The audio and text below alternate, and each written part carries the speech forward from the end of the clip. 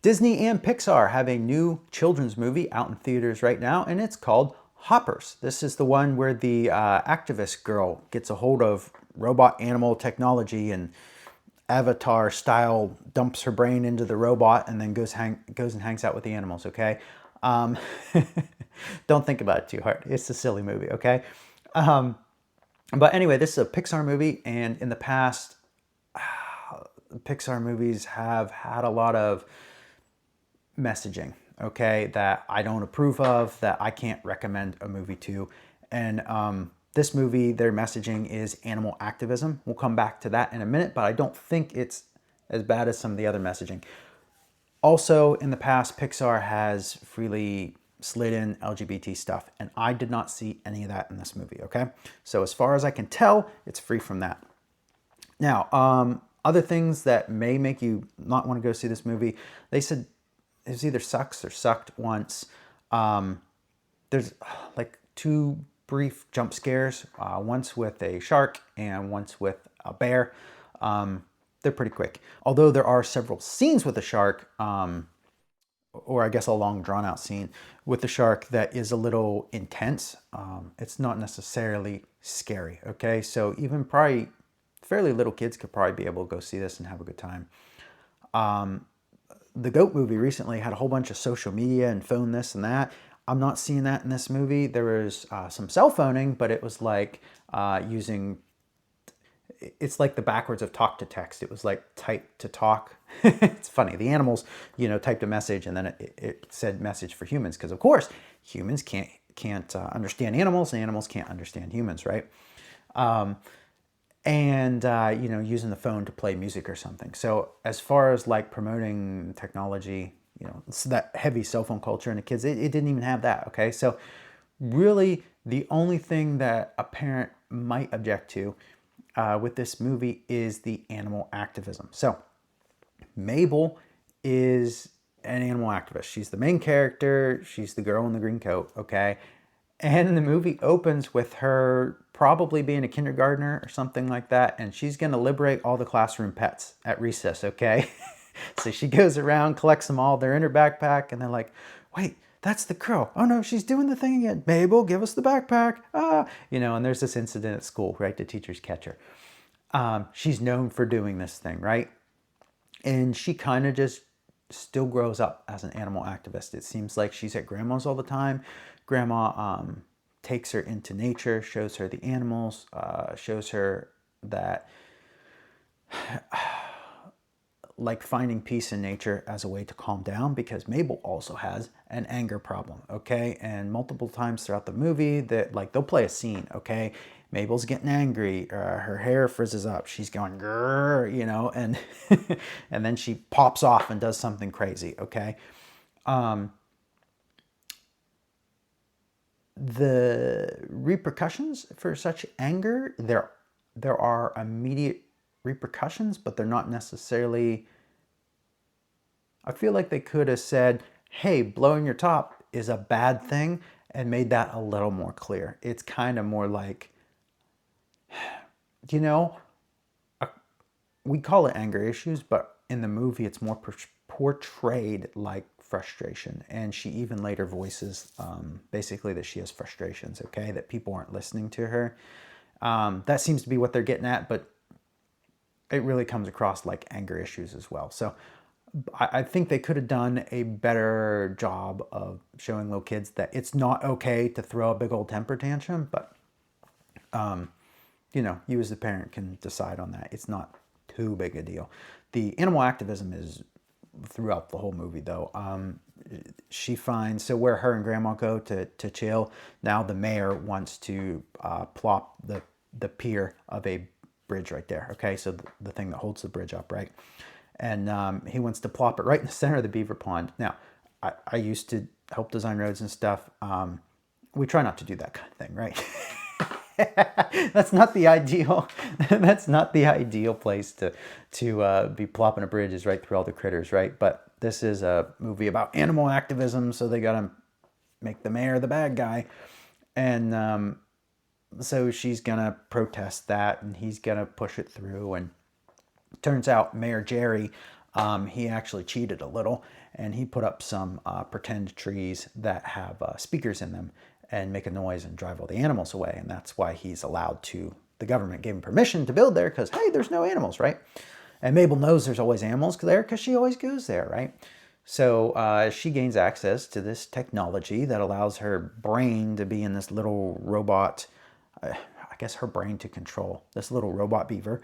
And she heads off and starts talking to the animals and figuring out what's up, and starts destroying the trees. And, the mayor puts more back up and those kind of things. And so they end up at a point where she's frustrated with the mayor and rallies all the animals to her cause, except they take it too far, and now they want to squish Mayor Jerry.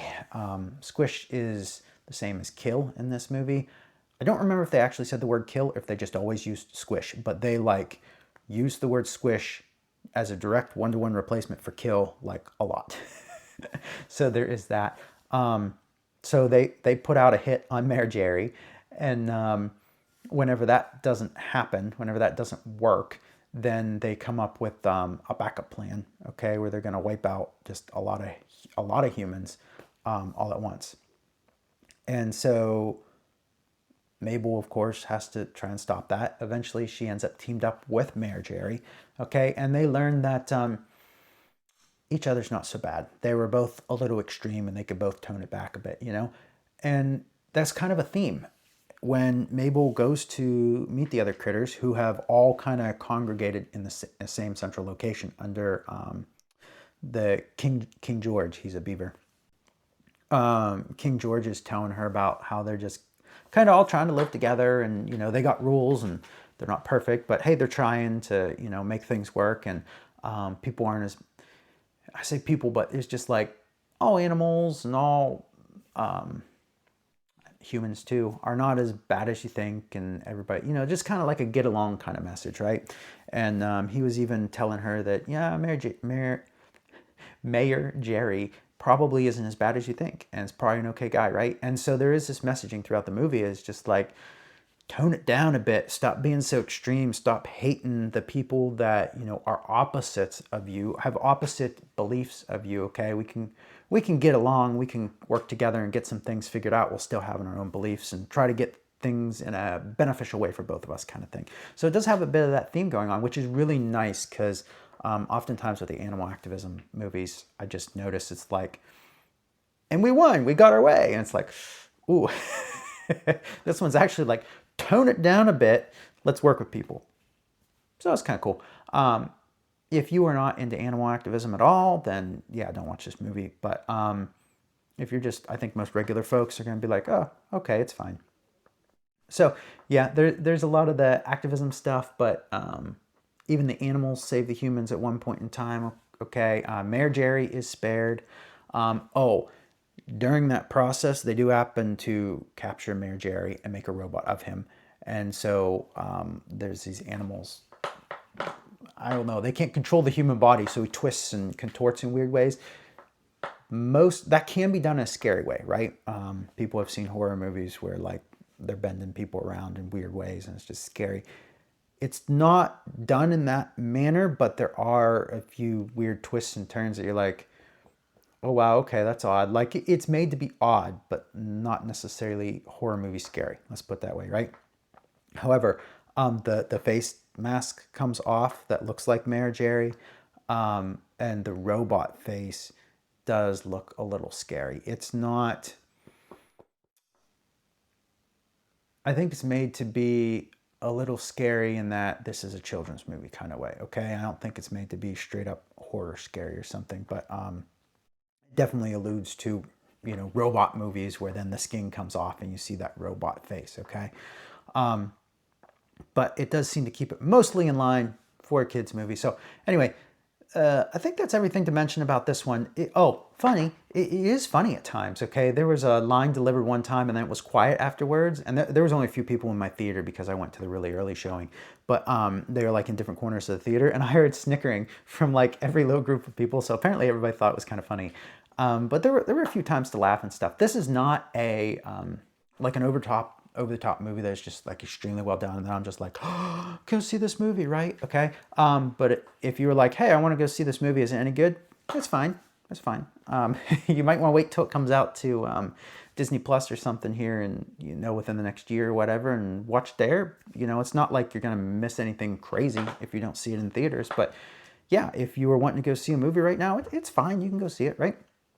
So I think that's where we're at on that. It's not one of these don't see it, and it's not one of these go see it, but I think it's okay if you do, right? So if you've seen it, let me know down in the comments what you thought, whether you liked it, whether the animal activism was too much, too little, okay, those kind of things. Additionally, if you want to see more movie reviews, go ahead and get subscribed.